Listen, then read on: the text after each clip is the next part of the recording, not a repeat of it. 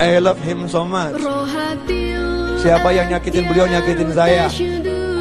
Siapa ganggu beliau, ganggu saya. Siapa gak suka sama beliau, saya juga gak suka sama dia. Saya sampai katakan sama teman-teman saya, siapa yang gak suka sama Habib Rizik, saya hapus dia dari hati saya.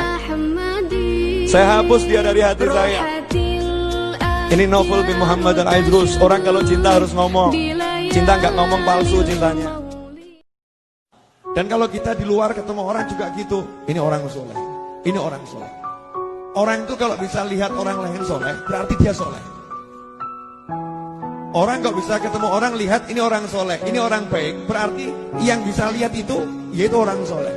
Kenapa? Al-mu'min mir'atul mu'min. Seorang mukmin itu cermin bagi mukmin yang lain. Jadi kalau kita ketemu orang kok lihatnya jelek tok, ketemu orang kok lihatnya buruk tok, itu sebetulnya bukan orang yang buruk, tapi diri kita yang buruk. Yang kita lihat itu cuma cermin menggambarkan diri kita, memantulkan diri kita.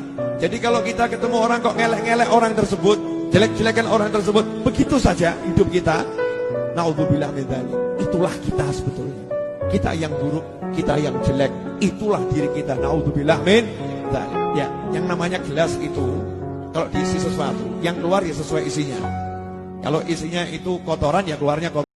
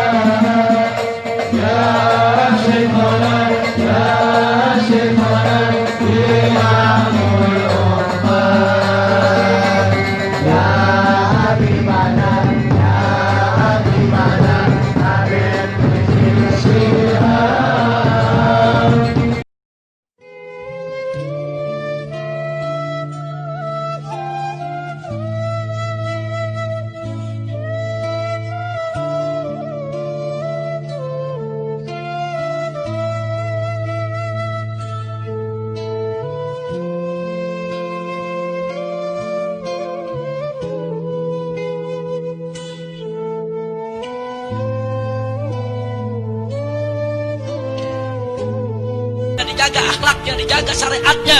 Mereka lawan itu para penjajah, saudara. SD belum ada, SMP belum ada, SMA belum ada, universitas belum ada. Pesantren-pesantren yang berjuang mendidik masyarakat, mendidik umat, saudara, bahkan menjadi benteng daripada akidah umat Islam, saudara. Enggak sampai di situ saja, menjadi pos-pos perlawanan terhadap penjajah. Takbir!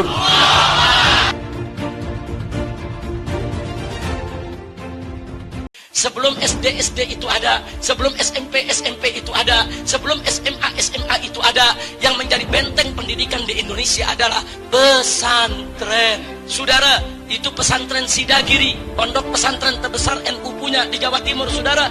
Itu usianya sudah hampir 300 tahun. Belum lagi pondok-pondok pesantren yang lainnya, saudara. Nggak main-main usia pondok-pondok pesantren tersebut. Itu menjadi benteng-benteng perlawanan kita. Dulu anak-anak kita dididik di sana, dijaga imannya, dijaga. Kita bukan musuh pemerintah, kita bukan musuh negara, kita bukan musuh tentara, kita musuh kezaliman, kita musuh kecurangan, kita musuh kemunafikan, kita musuh segala kejahatan. Betul? Betul? Nggak ada kompromi, saudara. Melawan kezaliman, kemunafikan, kejahatan, tidak ada kompromi. Kalau ada mengatakan Habib Rizik, bisakah ke depan ini kita melakukan atas dasar niat dan tekad yang baik ya ikhwan. Tapi kalau rekonsiliasi berdiri atas dasar kecurangan, kezaliman, kejahatan, saudara, tidak mungkin. Nah, jadi selama pemerintah baik, kita akan apresiasi, kita akan terima kasih. Tapi kalau mereka membuat aturan-aturan yang merugikan rakyat, yang merusak agama, saudara, yang menghancurkan akhlak, wajib untuk kita lawan. Tidak boleh kita diam ya ikhwan. Tapi dengan gagah perwira berkata, itu hanya lucu-lucuan saja. Inikah penegakan hukum suka-suka? Astagfirullah. Astagfirullah. Astagfirullahaladzim. Wa natubu ilaih. Banyak santri muslim Indonesia, dari wong cilik rakyat jelata, sekedar mengirim pesan berisi kritik penguasa, dikejar dan ditahan serta dihina. Sementara seorang anak cukong naga membuat rekaman mencaci kepala negara, sebut presiden kacung dan budaknya. Saya masih ingat waktu studi di Mesir, ada syekh saya namanya Syekh Nurdin, hafizahullah, masih hidup beliau sekarang. Kata beliau, antum Indonesiin, kalian hai orang-orang Indonesia, kalian beruntung.